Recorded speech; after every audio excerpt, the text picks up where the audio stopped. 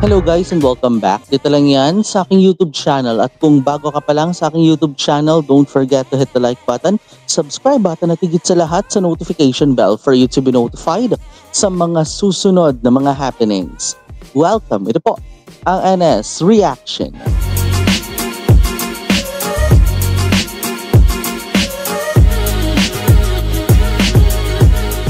And for today, ito na nga po ang pagpapatuloy ng ating storya sa kwento nga ng Wit sa Wagan Yotha series. Ito pa rin ang Perfect 10 Liners and we are now on its 15th episode. Nako, kung maalala natin ng previous episode mga ka-NS, nakita nga natin dito yung mga dito, 'di ba, yung mga promises, alam mo na, the usual promises and the katuparan stories, mga ganyan. Isa pati sa mga nakita nga natin dito mga ka-NS ay yung naging pagsilay mismo ni Nagan at saka ni Yotha sa sunrise, grabe yun. Pero nakita nga rin natin dito yung sa kwento nga ni Newton at saka ni Yotha na parang it described on how it was so slow, I guess, kung paano nga ba nagkaroon ng hindi naman siya slow kasi maganda naman yung naging story nila ni Yotha pero yun nga at saka ni Gun, di ba? Pero lahat daw ng yun ay ang pinanggalingan nga raw talaga ay yung sa trauma, di ba? Lahat daw ng yun ay ang pinanggalingan ay ang trauma na na based yan dun sa naging paghihiwalay nga ng magulang mismo, 'di ba, ni Gun, ni Yotha at saka ng kanyang mga kapatid na sina Faifa at saka si Newton. So by the way, Highway, marami pa tayong mga kwentuhang ating sabay-sabay na susubaybayan kaya simulan na natin sa part number 1 ng istorya. Let's hear it right now in 3, 2, and 1. Let's play. ตัวละคร พฤติกรรม สถานที่ หน่วยงาน วิชาชีพ และเหตุการณ์ต่างๆในซีรีส์เรื่องนี้เป็นเรื่องสมมุติที่สร้างขึ้นเพื่อความบันเทิงเท่านั้นโดยมิได้มีเจตนาชี้นำหรือส่งเสริมการกระทำใดๆที่เกิดขึ้นในเรื่องโปรดใช้วิจารณญาณในการรับชมเนี่ยคนไหนสายรหัสเทวดาผมครับเย้ ทีนี้ก็เป็นสายรหัสเทวดาเต็มตัวแล้วขอบคุณมึงมากนะถ้าไม่ได้มึงมาช่วยกูคงตายอยู่ตรงนั้นแน่เลยมึงมีอะไรจะถามกูไหมวันนี้กูจะตอบทุกเรื่องสำหรับมึงกูคืออะไรวะไม่รู้ดิรู้สึกแค่ว่าโคตรพิเศษเลยงั้นกูจะไม่รีบเอาคำตอบจากมึงแล้วกันไว้มึงไปทบทวนตัวเองให้แน่ใจก่อนเพราะถ้ามันไม่ใช่อ่ะกูก็ไม่อยากให้โลกมึงพังเลยมึงจะรอกูซะแล้วให้มึงดีเกินมึงสับสนเรื่องน้องคนนั้นใช่ปะหรือว่าเรื่องที่พ่อกับแม่เลิกกันแม่งจะเป็นปมในใจพวกเราจริงปะทั้งที่บอกว่ารอได้แต่กูก็กลัวคำตอบมึงได้คำตอบยังหรอถ้ามึงเป็นคนที่ทำให้รู้สึกรักมากกว่าจะไปก่อนก็ได้เลยขอเปลี่ยนคำพูดได้ไหมไม่ให้ไปเราได้ไหมไม่ได้คิดจะไปไหนอีกหรอก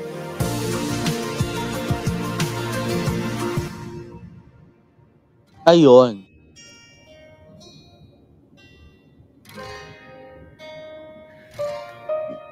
Magkatabing tulog yan Nagkasiksikan lang sa isang higaan yan. Pero tulog yan parehoบอกให้กันไปได้เลยถ้าเขาเจอคนที่ทำรู้สึกดีทั้งที่เขาบอกว่าเขาจะรอผมกลับไล่เขาไปแล้วทำไมถึงพูดอย่างนั้นออกไปแค่กูว่าจะไม่มีวันหาคำตอบให้เขาได้ไม่อยากให้เขารอไปตลอดแต่ก็ไม่นั่งเสียใจเองงี้หรอโยธาพี่จะไม่บอกหรือบังคับให้โยธาเชื่อนะว่าโยธารักกันไปแล้วแต่โยธาเราคิดดีๆว่าโยธาสามารถกลับไปใช้ชีวิตแบบเดิมโดยที่ไม่มีกันได้ไหมแล้วถ้าผมทำยังไงถ้าไม่อยากให้เขาไปก็รังเขาไว้ดิแต่ผมคนไล่เขาไปเนี่ย Hindi pa naman huli ang lahat if you push him away di ba? เขาได้ไปจริงๆแน่ Kasi ganito yan, if he chose to leave, you don't have any turn back. Hindi mo na siya mababalikan kapag talagang yung push away na yon was totally in effect. Kaya lang hindi siya nagpo-push away 'Di ba? Hindi naman nilalayo ni Gun yung sarili niya kay Yotha 'Di ba? So, ganun lang yun. Hindi naman sinabi na I pushed him away, talagang gagawin niya na talaga yung push him away kasi alam niya talaga sa sarili niya at sa puso niya kung alin talaga yung tama at mali. If he was directed by his mind na Yosa pushed you away, so you need to push yourself away from him, at saka lang. Hindi eh. 'Di ba? Oh, 'di ba? Ganun lang talaga. Ikaw lang talaga naku, gigigil din ako talaga sa'yo. Yosa eh. Matalino ka nga, tanga ka naman sa pag-ibig, friend. Oo. กูหลับไปนานแค่ไหนเนี่ย3 ชั่วโมงนิดๆ3 ชั่วโมงเลยเหรอแล้ววันนั้นกูนอนทับแขน3 ชั่วโมงไม่เมื่อยเหรอคิดอะไรเป็นเพลินอยู่ Ay. Tere. คิดอะไรอ่ะคิดเรื่องของบีเกิลนี่แหละยังปวดหัวอยู่ไหมเนี่ยดีขึ้นกว่าเมื่อเช้าเยอะแล้วเดี๋ยวกินข้าวกินยาก็น่าจะหายเลยไม่อยากกินอาหารคนป่วยแล้วอ่ะไม่อยากกินเลยกินข้าวข้างนอกกันได้ไหมนี่แต่เรา Yung takoyaki. จะให้ไปข้างนอก Naalala ko yung takoyaki talaga. Ay, nako. Parang nagka-crave na naman ako doon sa takoyaki na yan. Oh. ก็ใช่แต่ว่าถ้ากูต้องกินโจ๊กอยู่ห้องอ่ะกูต้องตอมใจตายแน่เลยนะโยธา Oo. นะโยธานะ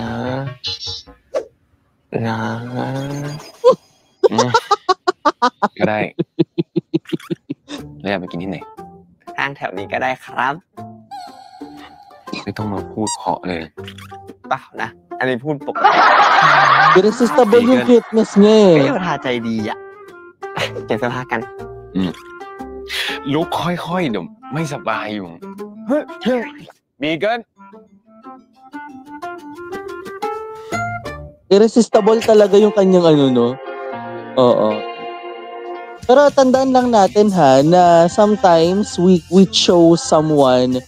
because they want to be part of our lives, di ba? And if we pushed them away, parang sinabi rin talaga natin na ayaw na natin talaga sa taong yon. But again, pushing some people away is not just on their choices eh. At hindi rin naman, minsan hindi na natin choice yun eh, di ba? Kung bakit sila umaalis sa tabi natin eh, di ba? Sometimes, sabi nga nila, di ba? Sometimes people come and go. And on this case, salamat din kay Warwick, ano? Salamat din kay Warwick for, alam mo yun, for their conversation, ano, na talagang kailangan talaga, 'di ba, na parang wake up call yun sa kanya, kay Yosa, 'di ba, na kapag lalo mo pang pinalayo yan, talagang mawawala yan sa'yo, 'di ba? So ganun lang yon. At sana makakain na si Gan ng takoyaki. Sana makakain na si Gan ng takoyaki. Ano kayo papakain sa kanya ni Yosa? Oo, kasi wala nang takoyaki dito sa tabi namin. Sisig na tong talaga nasa tabi namin eh. Oh, go. Sabi na may takoyaki eh. Takoyaki. Ay!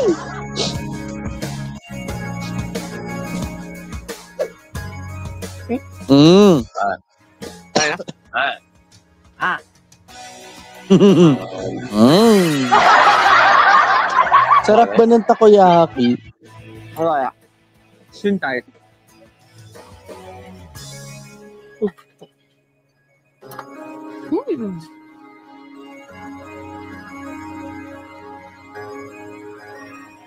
ขอโทษ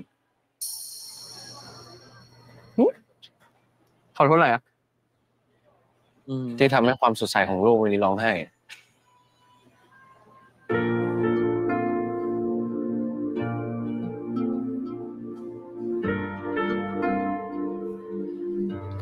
กินได้แล้วพูดมาก อี กินกินอ้าว สักครั้งหนึ่งจะทำให้เธอนั้นยอมเปิดใจและเห็น Oh, habang sila'y nagsusubuan ng takoyaki diyan.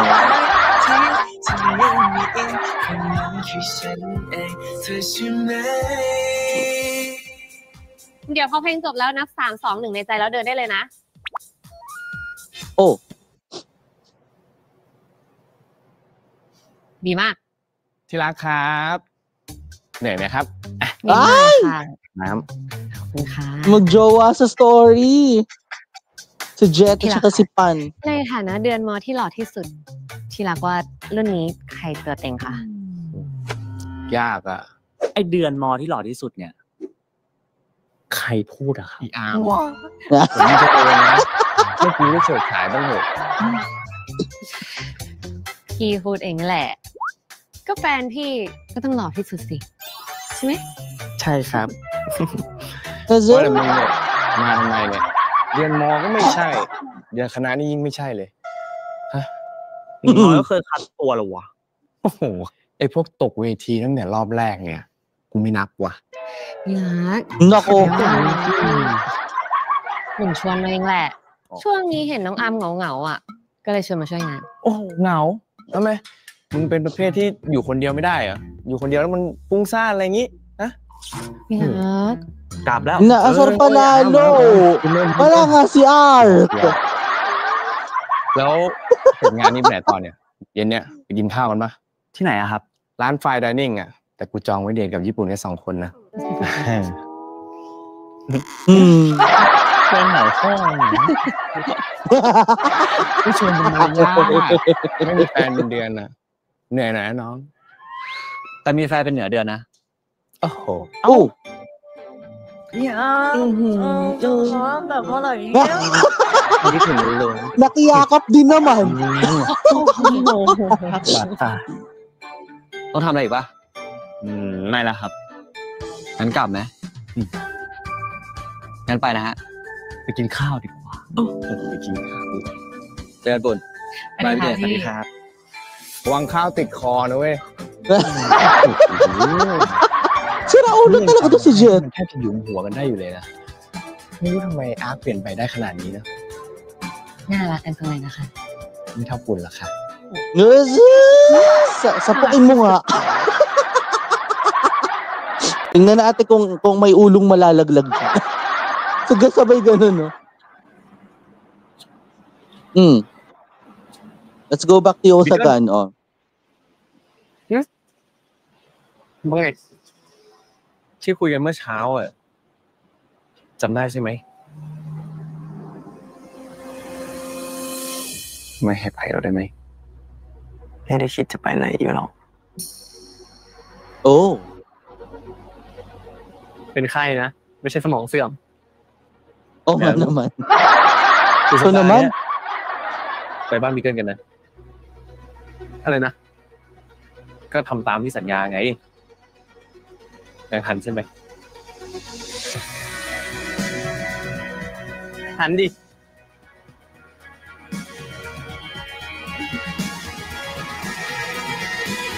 Matutupad na. Oo. Tutuparin ng kaisa-isang Ay, bawa, hindi na may isa sa mga promise. Oo. Masosolo mo na naman. อย่าบอกนะว่าที่มาหาเนี่ยแค่คิดถึงเฉยๆอ่ะแค่คิดถึงเนี่ยไอหมาดื้อเฮ้ยคิดถึงไงนะรู้แล้วครับแค่อาทิตย์เดียวเองคิดถึงมากครับคิดถึงเหมือนกันนะครับมานี่เลย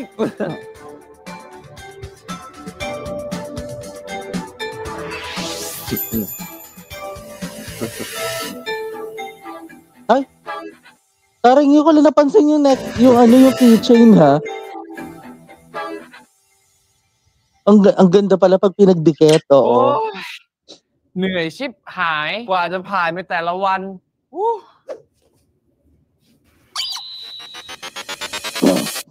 เป็นเงี้ยอะไรเอ่ยมึงแค่ยิ้มให้ไม่ต้องด่าก็มึงเมื่อเช้ากับมึงตอนนี้อย่างกับคนละคนทำไมมึงแดกยาแก้แพ้เกินขนาดหรอปากกูแค่ดีขึ้นเลยแล้วพอเป็นไงบ้างเหนื่อยชิบหายเดี๋ยววันพุธนี้ก็หมดละเดี๋ยวกูว่าเป็นไทยละงานจัดวันพุธนี้หรอมึงอย่าลืมมาเชียร์กูด้วยนะเว้ยแล้วถ้าไม่ดูอ่ะ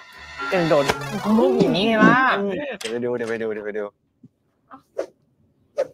ไอโยธากูยังไม่นอนมึงเข้ามาทำไม กูจะเข้ามาตอนนี้แล้วมันทำไม โอ้ย Sama. มึงเอามันขึ้นมาอยู่ด้วยเลยไป ไปบีเกิลเก็บของเดี๋ยวช่วยเก็บ กูไปชด นอนดีกว่าง่วงไหม Galit na galit ka naman, Faifa. ฮัลโหลนี่เห็นกูนี่เลย ปกติมึงก็แกล้งไม่เห็นอยู่แล้วนี่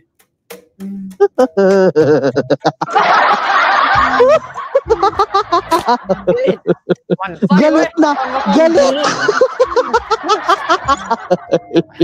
Galit siya. Kawawa kasi si Faifa.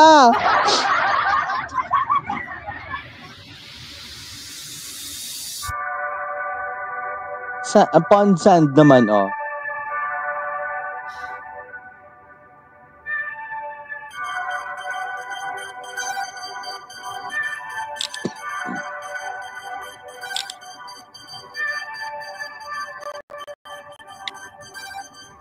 ฮัลโหลยุ่งอยู่ไหม ไม่ยุ่งครับ จะโทรมาชมว่า อาหารอร่อยมาก ถึงจะยังไม่ได้กินก็เถอะ อร่อยก็กินเยอะๆนะ แล้วก็เดี๋ยวเย็นนี้พี่ไปรับที่มอนะครับ โอเคครับ ตอนเย็นเจอกันนะ เจอกันครับ ทางจะเรียนด้วยล่ะ รักพี่นะ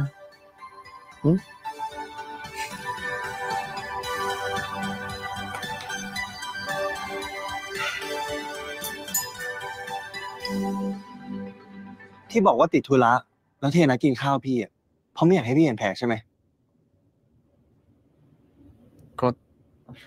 ก็กลัวพี่โกรธนี่นะที่ไปมีเรื่องมา ไอ้โกรธมันโกรธแน่นอนอยู่แล้วไม่ต้องห่วง แล้วไหนบอกว่าจะไม่ใจร้อนแล้วไง ถ้าทำไม่ได้ที่หลังก็ไม่ต้องพูด มันก็มันเหตุสุดวิสัยอ่ะ มันไม่ใช่ข้ออ้างก้าว Naku, nakipag-away na naman. มันเป็นพวกที่ไปหาเรื่องโยธา Halata ที่ร้าน naman, วัน may นั้น pasa น่ะ eh. Mm. แล้วพอดีบังเอิญไปเจอกัน ก็เลยมีเรื่องกันนิดหน่อย เลิกได้หรือยัง การที่ใช้อารมณ์แก้ปัญหา ถ้าไม่เห็นแก่ตัวเองก็เห็นแก่พี่บ้าง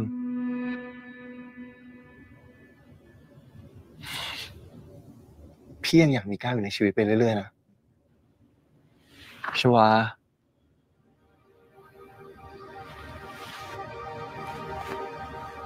ก็ขอโทษต่อไปนี้ก็จะใช้ชีวิตให้ระวังกว่านี้เพื่อพี่นะ No.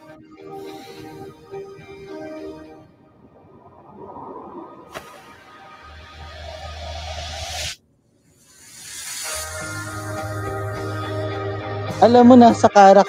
karakter talaga ni Warwick to eh, 'di ba? Yung pagiging pasensyoso na galit, ganun. Pasensyosong galit siya eh. ตอนนี้ทำแผลหน่อยได้ไหมเจ็บมากเลยเนี่ยโอ้ย Hawakan mo ulit. Hawakan mo ulit yung pasa niya. Para maiba. ยินดีกับน้องไฟฟ้าด้วยนะคะ ที่คว้าตำแหน่งเดือนมหาลัยมาให้คณะพวกเรา Oh! สุดยอดขอบคุณครับ วันนี้เต็มที่นะครับพี่เจนเลี้ยวกินเยอะๆครับกินเยอะๆ Napasubo si John. ชนเยอะ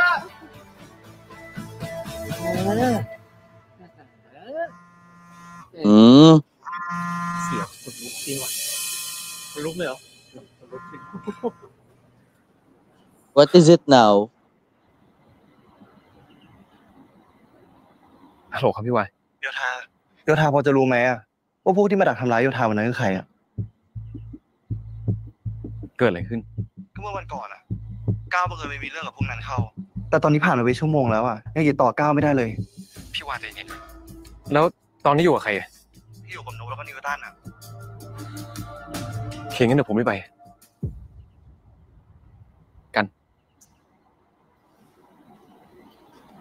มีอะไรอ่ะ พอดีมีเรื่องนิดหน่อย ถ้ากลับมารับไม่ทัน ให้กลับกับไฟฟ้า ไม่ไปได้ไหมอ่ะ ไม่ได้ สำคัญมากเลยเหรอ บีเกิล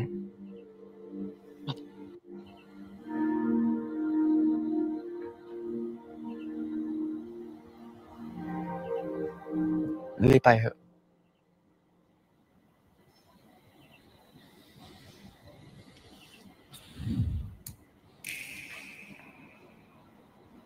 งั้นไปด้วยกัน โอ้ แต่ถ้าเกิดอันตรายอะไรขึ้น ห้ามเข้าไปช่วย ห้ามทำอะไรด้วยตัวเองเด็ดขาด แล้วก็ห้ามเจ็บตัว โอ้ ครั้งนี้จะไม่ดื้อเลย สัญญาใช่ไหม สัญญา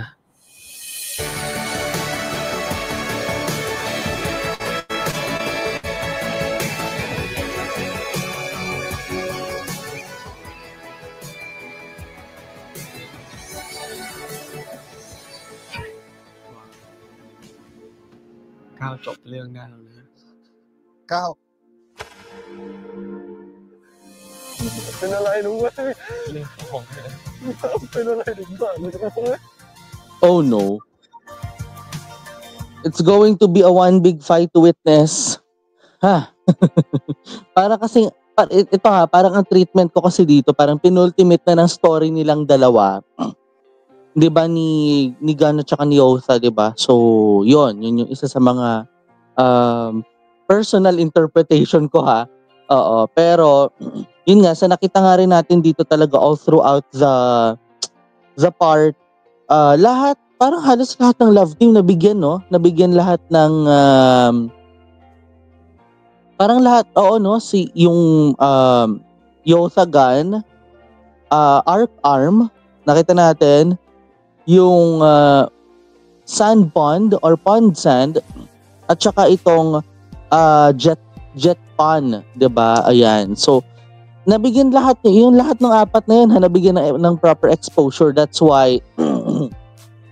excuse me. That's why ang gandang tingnan, no? Parang buti nilang pinakita yung apat na yun na excuse me, ng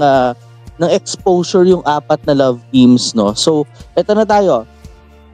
Faifa became the campus star. Congratulations to him. At the same time,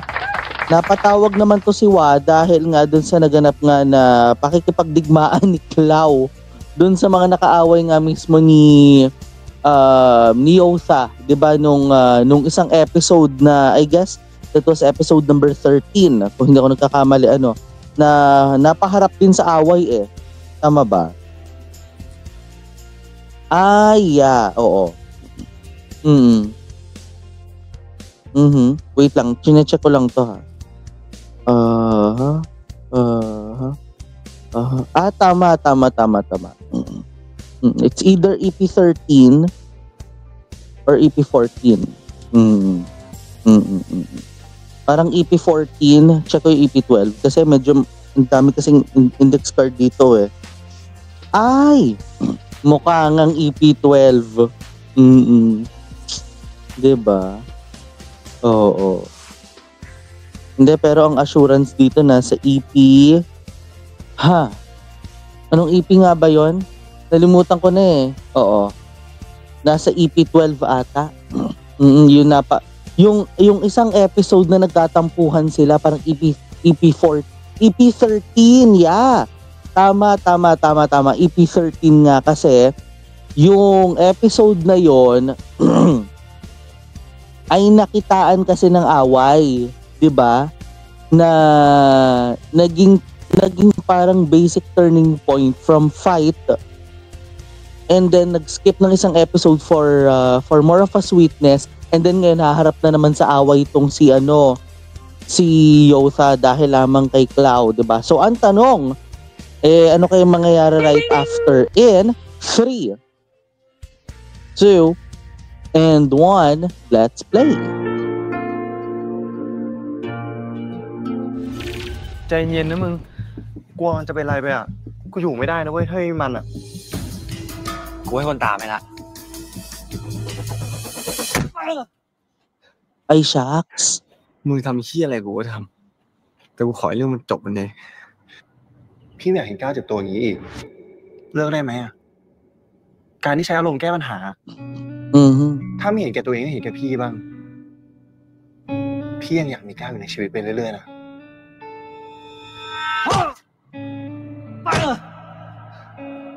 อยู่ใครวะฮะเป็นพี่ก้าวปะ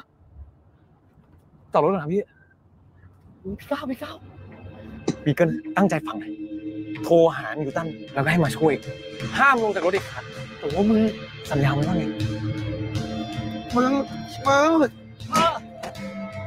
จะทำเหี้ยอะไรสักเหี้ยโยธามันทำเหี้ยอะไรเนี่ยเพื่อตายหางปากดีมึงจะมาให้กูกระทืบอีกตัว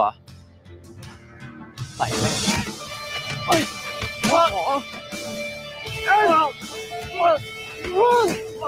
Gan yung sinabi.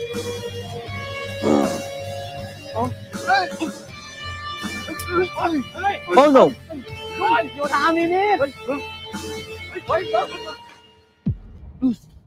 Ay, patay.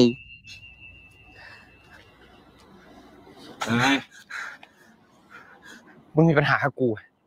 มึงก็เคลียร์กูเพื่อนกูเกี่ยวเหี้ยอะไรนี่เหรอจุดอ่อนมึงอะOh shucks. No.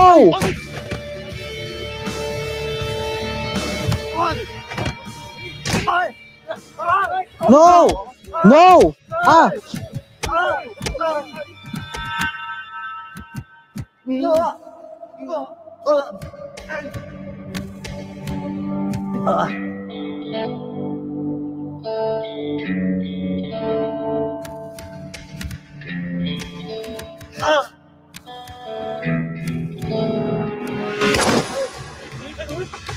ก้าวเอาก่อนมึงก้าว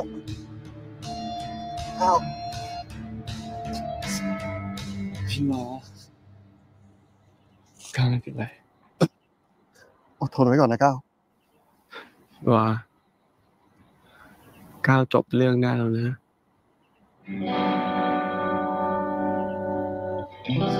No. ก้าวฟื้นสิก้าว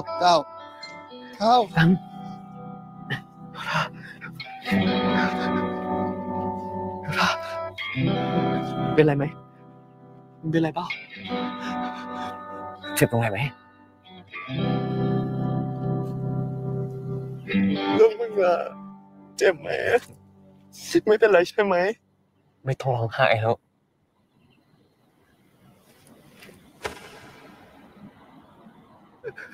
อย่าเป็นอะไรนะเว้ย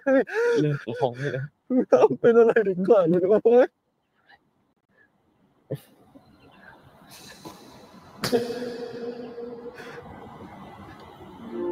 Ano nangyari kay Clau?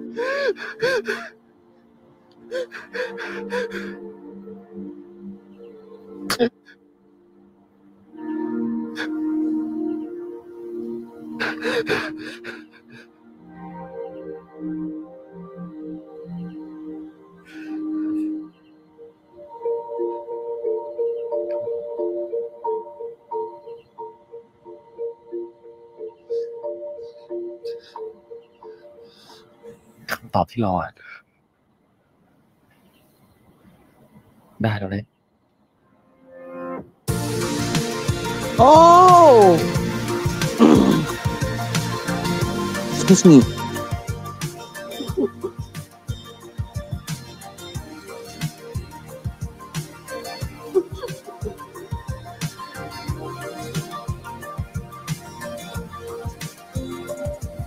Meanwhile, yung isa parang namatay na ata, hindi naman ขอบ sana. คุณครับ Oo.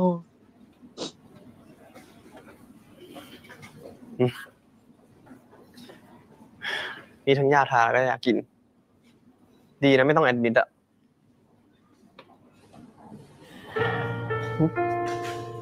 ตัวเองก็มีแผลทำไมไม่ให้หมอตรวจหน่อย แค่ต่อยเอง เดี๋ยวเอายามึงมาทาก็เหมือนกันแหละ เอ็นต้องบอกว่าตำรวจจับพวกมันได้หมดละกูจะเอาเรื่องอย่างที่สุ อื ด ม จะได้จบสักที ขอโทษที่ทำให้เดือดร้อนด้วย คราวหลังก็อย่าทำอีกอะ แล้วพี่ก้าวเป็นไงบ้างครับผม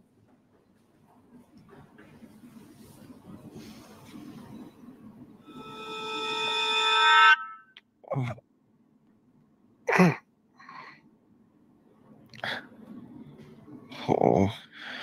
นี่ผมตายแล้วเหรอเนี่ย อุ้ย ทำไมเจอคนในฝันด้วย ยังไม่ตาย แต่พี่ก็ไม่ใช่คนในฝันด้วยพี่อยากได้คนในเวร โห Karmic ถ้าเจ้ากรรม enemy. นายเวรน่ารักขนาดนี้ยอมให้ตามไปตลอดชีวิตเลยครับ โอ๊ยไม่ตลกนะก้าวนี่เกือบจะโดนแทงตายอยู่แล้วนะยังไม่กลัวอีก โดนแทงไม่กลัวหรอก กลัวไม่ได้อยู่กับพี่มากกว่า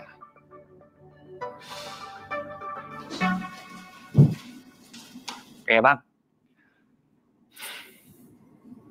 พรุ่งนี้ก็กลับได้แล้วอ่ะ แต่แผลหน้าช้ำไปอีกอาทิตย์หนึ่ง โห อย่างนี้ได้นอนห้องพี่วายาวแน่เลย จะได้มีคนดูแล ใครบอกว่าจะดูแล Nako. กูยังไม่ได้ขอบคุณเลย ที่มึงช่วยกูวันนั้น Ay, ช่าง nako. เหอะถือว่าหายกันก็แล้วกัน ครั้งนี้มึงจะช่วยกูแล้วเนี่ย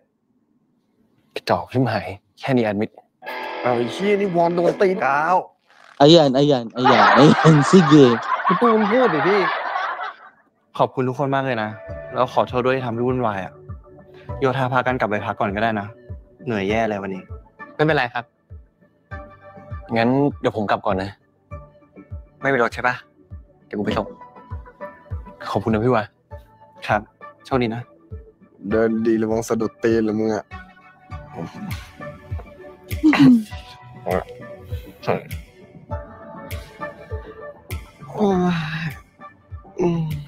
ถ้าคืนนี้ไม่มีคนนอนเฝ้าเนี่ย แผลต้องอักเสบหนักแน่ๆเลยอ่ะ โอ้ย Ayun. น้อยหน่อยแล้วก็ เจ็บนะพี่ Ang kulit.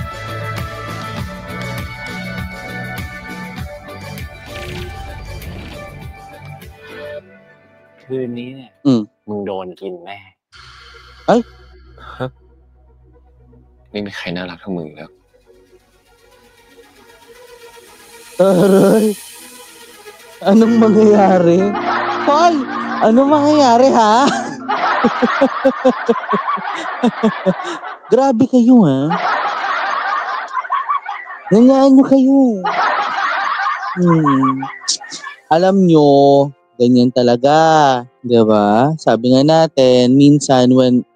you always face the trouble, there's always a resolution, 'di ba? Hindi naman kailangan talaga na ano yan eh, hindi naman talaga na hanggang dito lang yung away na yan tapos wala nang solusyon, 'di ba? Parang tanga naman. Now, itong solusyong ito mukhang wala talagang pag-asa to, kaya ang naging ending nanakit na lang talaga ng kung sino-sino. Sinaktan din naman si Clau. 'Di ba? Na nag-start talaga yung away na yan nung 'di ba nung EP13, nagsimula yung away na yan dun sa kung hindi ako nagkakamali, na ang kaaway lang dyan ay si Yotha. Diba? Si Yotha lang yung kaaway niyan eh. And then tinulungan ni Clau. Ngayon, si Clau ang napaaway, tinulungan ni Yotha. Diba ang galing? Diba? Parang, well, nandun kasi yung sense nun eh. Kung napapansin nyo naman, diba? Nandun kasi yung pinaka-sense nun. And, alalahanin natin, mga ka-NS, minsan talaga kahit pa hard to get kang tingnan, eh, ikimasa sa pack, di ba? Pero tandaan natin, mga ka-NS, ha, na even if you try to face the fight, hindi naman yan magiging hadlang eh. 'Di ba? Ang masama lang dito talaga yung biglang napasubo sa away tong si si Gun. 'Di ba? With that case of situation din talaga. Masama din kasi yung nangyari sa kanya, honestly, na nag-end up dun sa nag-end up dun sa ganong away no. Nag-end up dun sa away na yon. Akala natin okay na yun na parang nung sinuntok lang yung pala lalong prinotektahan ni ni Yosa itong si Gun, 'di ba? Ay, nako mga ka-NS, kung alam niyo lang kung ano mga nangyayari dito on the ground din, may mga tao manggugulo at may mga taong ayaw lang katahimikan ng ating mga buhay. Kaya tara na't simulan na natin kaagad ang ating pagre-react sa part number 3 ng istorya. Diretsuhin na natin in 3, 2, and 1. Let's play!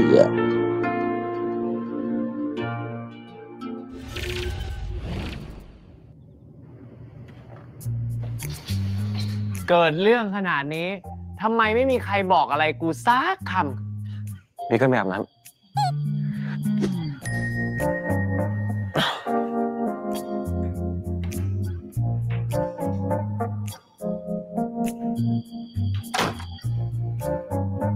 กูไม่อยากให้มึงหมดสนุกขอบคุณนะแต่วันหลังไม่ต้องเรื่องมันก็ผ่านมาแล้วอะมึงอย่าเก็บไปคิดเลยกูขอโทษแล้วนี่คือจบหรือยังจบแล้วนบกับนิวตันส่งเรื่องไปให้ตำรวจแล้วไม่ใช่หมายถึงหลังจากเนี้ยมึงจะไปบาร์อีกไหมกูเลิกแล้วกูจบแล้วทุกอย่างเพราะไอ้หมานะกูไม่อยากให้กันเจอเหมือนที่มันเจอวันนี้แกทำไมมึงถึงรักมันขนาดนั้นวะParang interview Bakit mahal mo? Ano nagustuhan mo sa kanya? Parang yun yung tanong ni Faifa Asus? มันเป็นความสดใสที่กูไม่เคยเจอมันทำให้กูยิ้มได้หัวเราะเป็น Ano sabi niya? Paulit doon sa part na yun. มันเป็นความสดใสที่กูไม่เคยเจอมันทำให้กูยิ้มได้หัวเราะเป็นทำให้กูมีความสุขกับสิ่งรอบตัวของกูกูอยากดูแลมันกูอยากให้มันยิ้มได้ทุกวันก็นี่ไง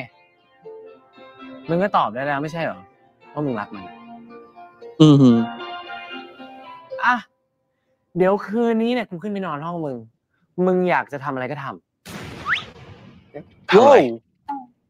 มึงอย่าเพิ่งคิดไปไกลกูแค่อยากให้พวกมึงสองคนเคลียร์กันเฉยๆกูไม่ได้คิดNakalay kong anoตามสบายนะครับกูอยู่ทางกูไปละคืนนี้เนี่ยมึงโดนกินแม่หมาจะโดนกิน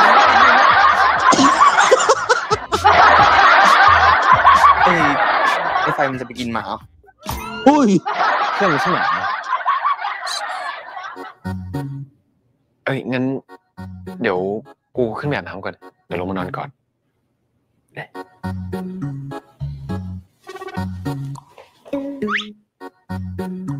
เพื่อนชื่อมาเลยไปกินหมา Ikaw yun! Ikaw yung papi! คืนนี้ไฟฟ้านอนกับกล้องเลยทำไมไม่รู้มันแล้วนี่กินยายังมีกินไปแล้วแต่ไม่ได้ทาเลยไปเดี๋ยวทาให้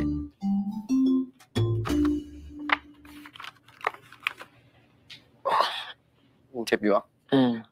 เจ็บนิดนึงนะค่อยๆทา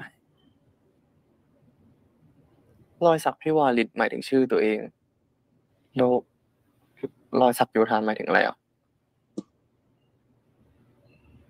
1403คือวันที่พ่อกับแม่กูเลิกกันOh ขอโทษไม่น่าถามเลยถามได้ จะตอบทุกอย่าง นี่เป็นอีกเหตุผลใช่ไหมอะที่มึงไม่กล้ารักใครอะ ก็ใช่ แต่ตอนนี้กล้าแล้ว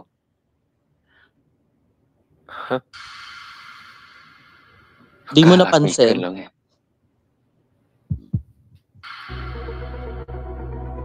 พอใจในคำตอบไหมครับ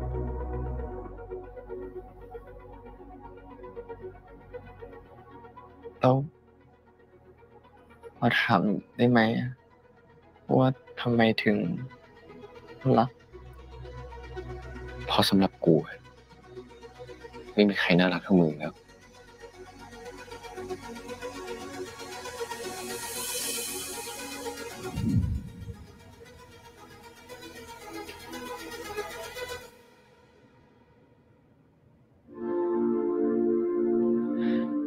ขอคำตอบดีๆดี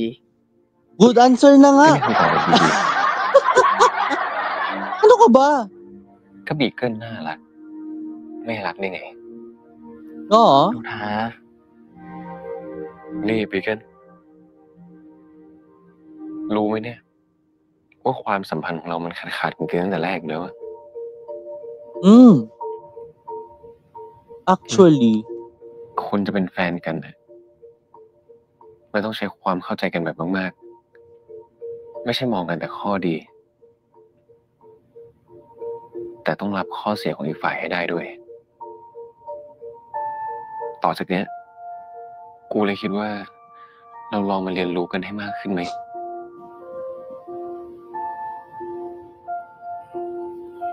มึงดูเข้าใจยากจัง เอาแบบสั้นๆ คือกูจะจีบมึงใหม่ เริ่มต้นใหม่ แบบคู่รัก ไม่แฟร์เลย ยังไง ต่างคนต่างจีบแฟร์กว่า ดิว โยธาแค่เริ่มจีบเองทำไมต้องจูบด้วย เมื่อกี้อะไม่ได้เรียกว่าจูบ Now that's a kiss. Alam mo, ito yung hindi natin alam sa karakter talaga ni Gan. Ano?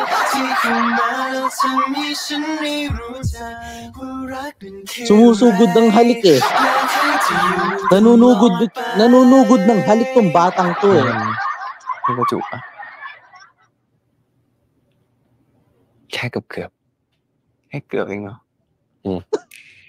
Paano? จากนี้เธอมีฉันอยู่ข้างๆเธอไม่ต้องเหงาเป็นเธอทุกเรื่องราวต่อจากนี้จะทำให้เธอนั้นมั่นใจว่ารักนั้นคืออะไรอยากให้เธออยู่ตลอดไป Oh. เธอเท่านั้นไม่ใช่ใคร The next morning. แม่สวัสดีครับ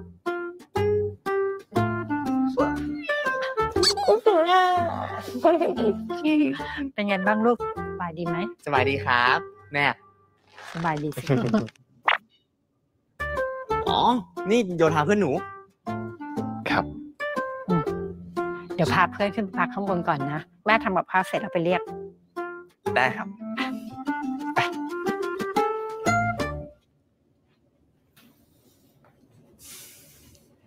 Grabe no. Tama na naman. Oo.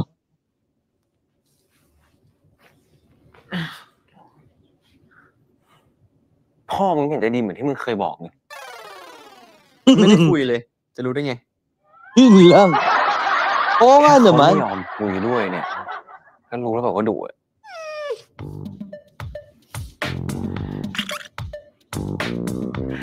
โอ้โหหูรู้เลยหมาโยธา มึงสิหมา มึงสิมันมีเหมือนหมาเลย นี่ โอ้โหไม่เศร้านะ โอ้โห โอ้เกาคางเ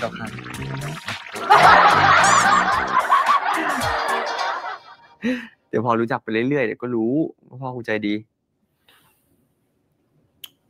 ก็ขอให้เป็นแบบนั้นน่ะ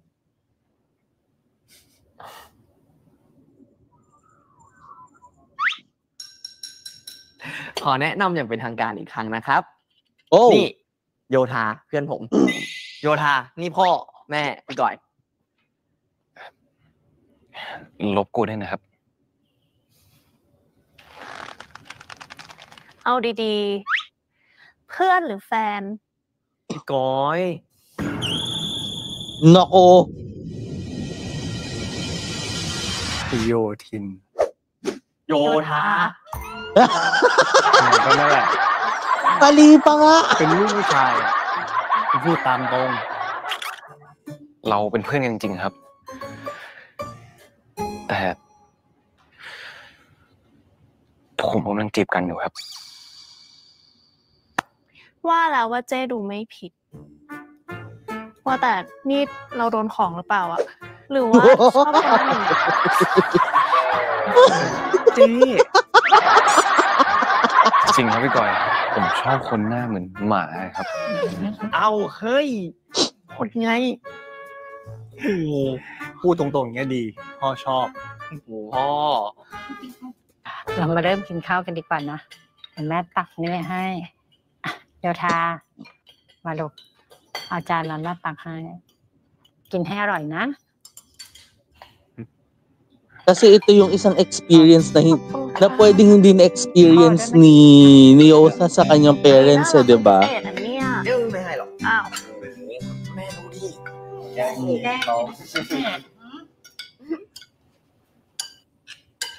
เป็นไร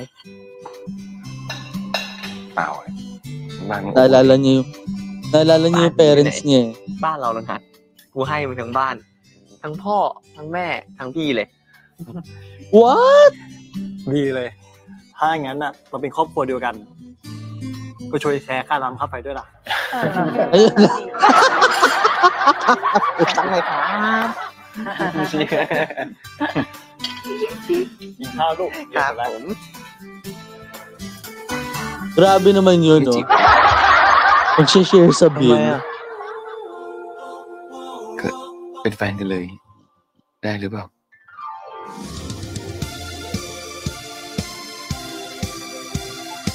Diba? Ito na, unti-unti nang nagiging warm ang storya. Nako, talaga naman. Iba talaga yung may ano eh, diba? Iba talaga pag may nagmamahal, diba? Talaga masasabi mo na lang talaga that love is always winning, diba? Kasi, alam nyo naman yun, diba mga ka-NS, diba na lahat talaga tayo eh, we are trying to win someone over, diba? Minsan ganyan talaga yung nagiging epekto ng pagmamahal talaga para sa atin eh. Ayaw natin yung inuubos natin yung chance ng isang tao talaga na hindi tayo mahalin. Ayaw natin ng ganun. In the first place, lahat tayo pwede maka-experience ng mga ganung klase ng pagmamahal din naman. And through that very moment, no, na parang Yosa meets Gun's family, aba, di ito na siya.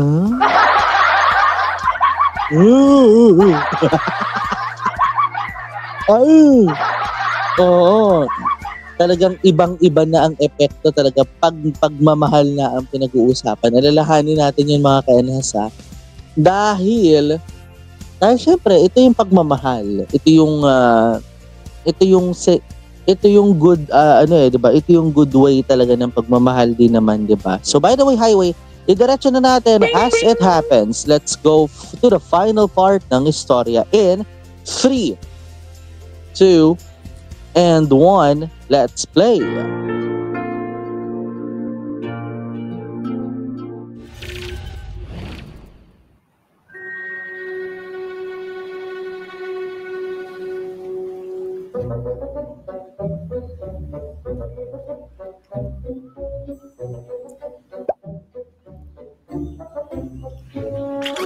เป็นไงโคตรอร่อยอะตื่นเต้นไม่เคยกินข้าวต้มมัดอะนี่ Banana sticky rice. จริงปะเนี่ยแม่มึงทำกับข้าวโคตรอร่อยขนมก็อร่อยกูอยากย้ายมาอยู่ด้วยทุกวันเลยเวอร์จริงๆ Alam mo na. Alam mo na, every weekend na daw dyan. Oo. Diba?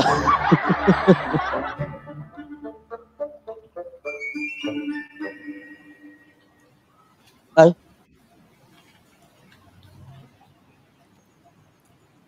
มึงเห็นห้องเก็บของตรงนั้นปะนั่นน่ะตัวต้นเรื่องเลยที่ทำให้กูไม่กล้านอนปิดไฟอะ อู้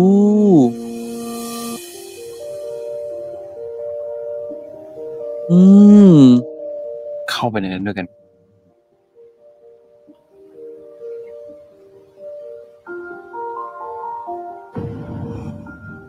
ไม่เอาอะ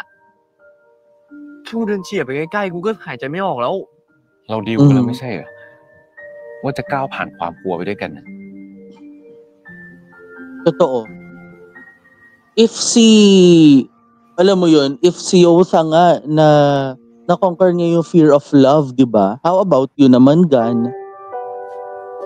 Di ba? Siguro I guess it's claustrophobic. Di ba? Parang claustrophobia yung meron siya. Kaya lang, di ba, more of a night, more ofมันไม่หายหร I อก guess. ไม่เชื่อคืนนี้ลองปิดไฟดูดิเดี๋ยวกูก็ฝันอีกอะ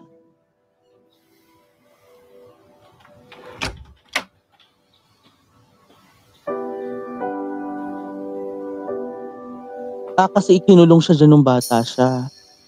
กูไม่เชื่อหรอก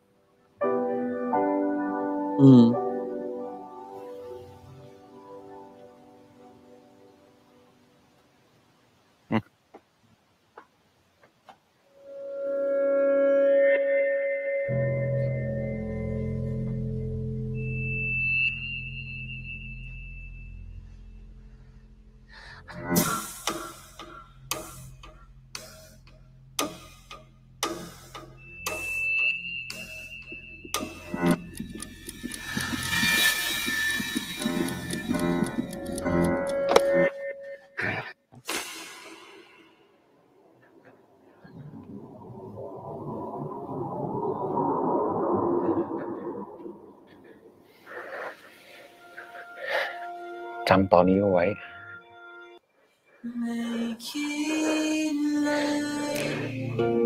จำกอดของกูไว้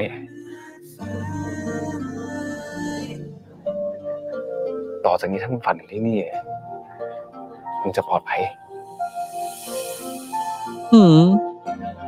เพราะมีกูอยู่ได้ตลอดเลยจากนี้จะมีฉันอยู่ข้างๆเธอไม่ต้องเหงา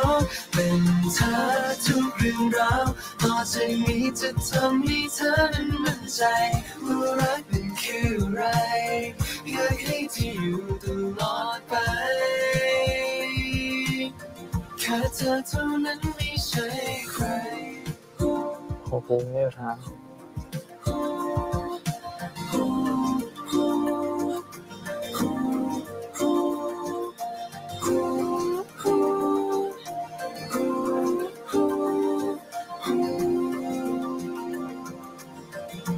เธอเท่านั้นไม่ใช่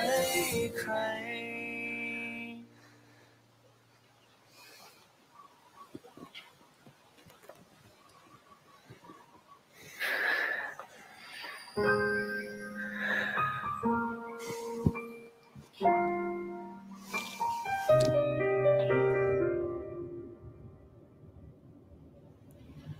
So, paano kaya sila matutulog ngayon, di ba?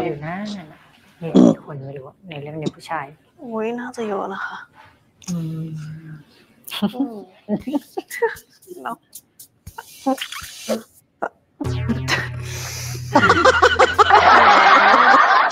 Aasa rin na agad eh.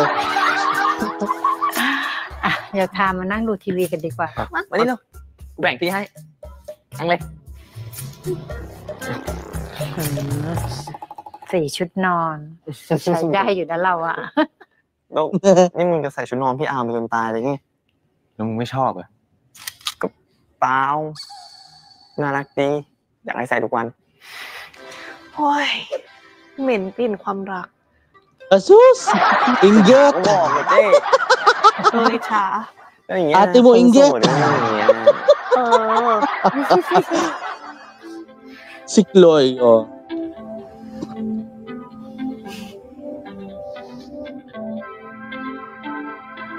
Ay, ang ganda nun. Oh. พอไหม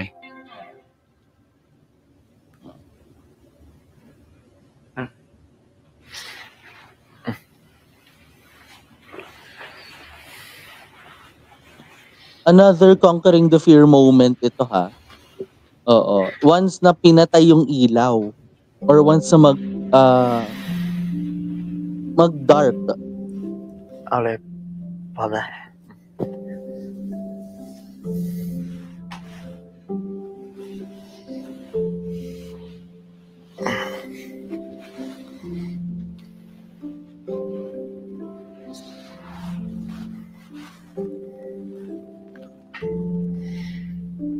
นอนนะ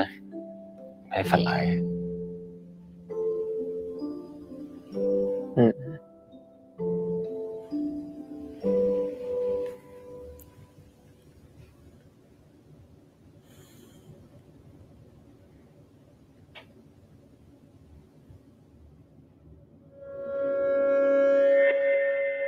Oh my gosh, ito yung nightmare niya.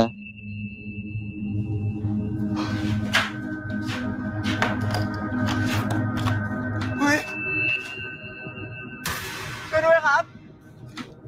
ช่วยด้วย มีใครยังไงช่วยด้วย ช่วยด้วย ช่วยด้วย ช่วยด้วย ช่วยด้วย ช่วยด้วย ช่วยด้วย ช่วยด้วย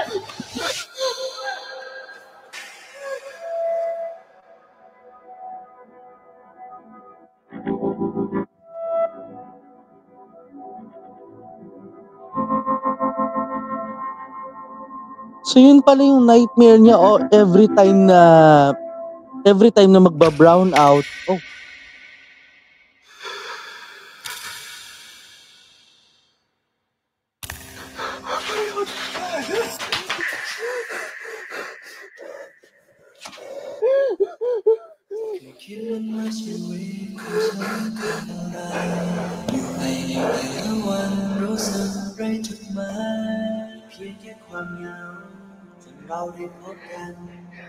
May เป็นไรแล้วนะ กูอยู่ตรงนี้แล้ว Nasa panaginip pa rin yan, ah. รอมาแสนนานเป็นส่วนสำคัญที่ใจนั้นคอยตามหานี่สมบูรณ์กว่าทุกวันที่เคยเป็นอยู่ ขอบคุณนะ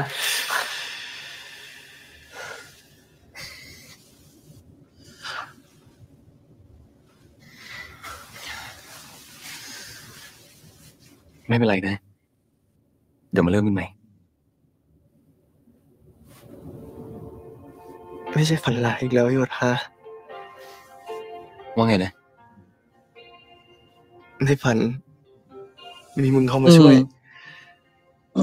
กูเป็นกูอีกแล้ว In pajama din yun. Dilaw na dilaw din ang pajama nun. Oo. O baka Ako, naman kailangan mo na mag-save ng energy ngayon. Ayun. Ng electricity. เก่งมาก ขอบคุณนะโยธา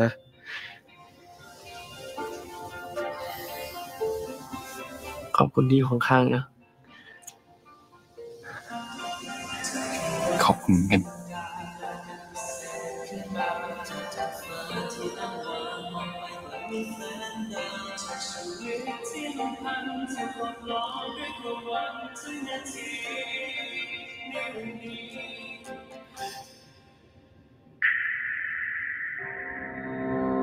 เธอนั้นเข้ามาช่วยเติมเต็มสิ่งที่ขาดหายไปเติมช่องว่างที่มีอยู่ในใจเธอช่วยสอนให้ฉันมองเห็นความรักที่ไม่เคย Uy, baka yung bibigay ano, ha? Oo. Daig nyo pa yung mga nagtutukaan sa labas namin, eh. Akala mo meron.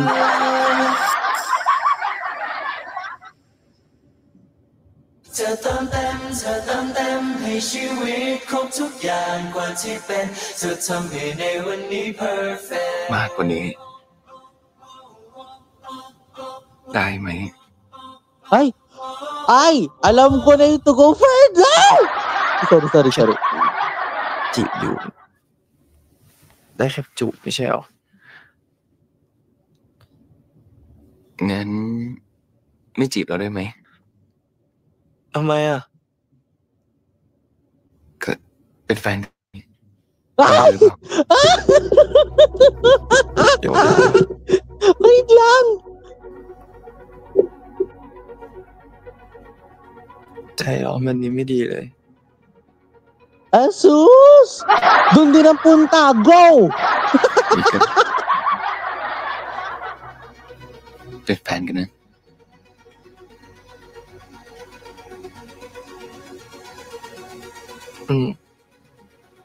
เป็นแฟนกัน Baka masira na naman yung baka may ano na naman ako dito masira ha. Oo.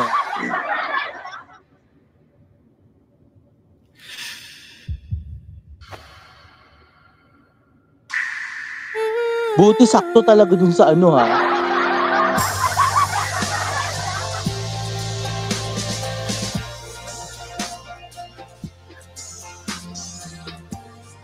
เป็นแฟนกันแล้ว Go further na yan. Are you ready? ไม่รู้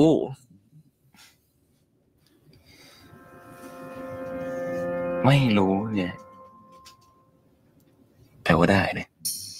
Nako! เรื่องอะไรกันก็ถามนะงั้นจะไม่ถามเนี่ย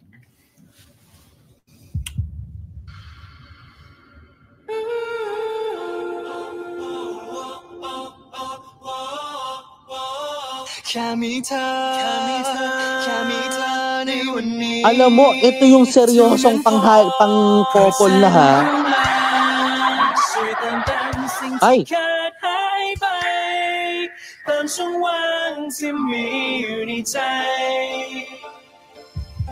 They went that far.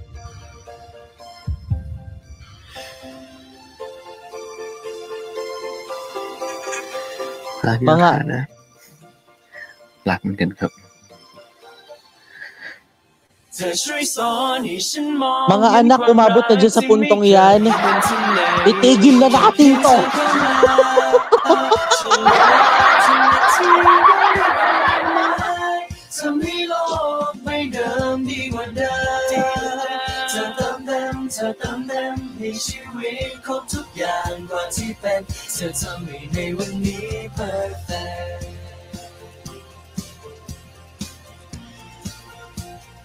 Mga anak, they went so far. Pakipatay na yung mga ilaw. Pakipatay na. Napipikon na si Nate. Napipikon na si Nate. Nakakainis. Talaga may pag-ganun. ไปหาครอบครัวกันมาเนี่ยเป็นไงบ้างครับ bro เป็นแฟน ฮะ โอ้ย อยากมีแฟนอ่ะ เห็นวันๆเอาแต่สนุกอยู่กับชีวิต ไม่คิดว่าจะอยากมีใครกับเขาเนี่ย ไม่มีแม่คนไหนอยากให้ลูกตัวเองเกลียดไปตลอดหรอก มึงมีความสุขแล้วไม่อยากให้แม่มีความสุขไปกับมึงหรอขอบคุณนะที่เข้ามาทำให้ชีวิตกูสดใสขนาดนี้กูเป็นความสดใสของโลกใบนี้ไงไม่ให้เป็นของโลกใบนี้แล้วการยุคนต้องเป็นของโยธาแค่คนเดียว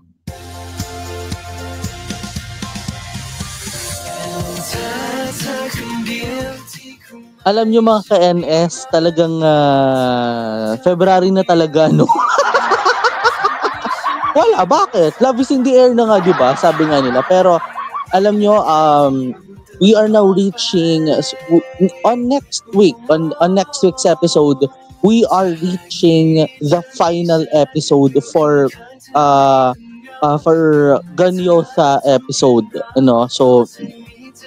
tapos dito tayo pinatapos sa episode na to na ano? Ano ko? Bitter na naman si Nate nito. Congratulations to them for being a couple na, 'di ba? Parang they waited for so long to be before they went through into, alam mo yon, into a couple. Sila naman kasi talaga hindi aminin natin hindi naman talaga sila nagmadali eh. it's just people, 'di ba? People are people, 'di ba? Pagka hindi sila makapaghintay at kapagka hindi talaga sila nakaabot sa ganyang point, asahan niyo talaga mga ka-NS na doon din talaga aabot sa ganyan. And tandaan din natin mga ka-NS na sa mga ganitong klase ng relasyon, kapagka handa na kayo pareho sa next stage ng inyong relasyon. Sorry kasi nagalaw-galaw ko yung aking tuloy. Pag alam niyo sa sarili niyo at alam niyo sa partner niyo that you were ready on stepping up or on stepping up into the greater progress, ibig sabihin lang talaga nun mga ka-NS na ginalaw-galaw ko kasi. Ayos na yung style ko eh. Kinilig kasi. Pero yun nga, if your partner is ready for stepping up into something, and then it's a good thing. 'Di ba? Kasi bakit? Nag-get to know na kayo eh. It's time for stepping up into the better way. 'Di ba? And sometimes ito yung success ng isang relasyon eh, ng isang relationship eh, 'di ba? Yung pagkakaroon ng tinatawag na pag yung natapos na kayo sa getting to know, nakita mo na. Kaya lang I think it's Gunster naman para mag-get to know niya yung kanyang partner, 'di ba, na si Yotha, 'di ba? Kasi tandaan natin na hindi maganda yung naging storya nga ni Yotha in the beginning dahil nga syempre dun sa pagdi-divorce ng parents, turning into this scenario na masasabi din talaga natin that it's now the stepping up of the story. So we are now ending this episode with the quotation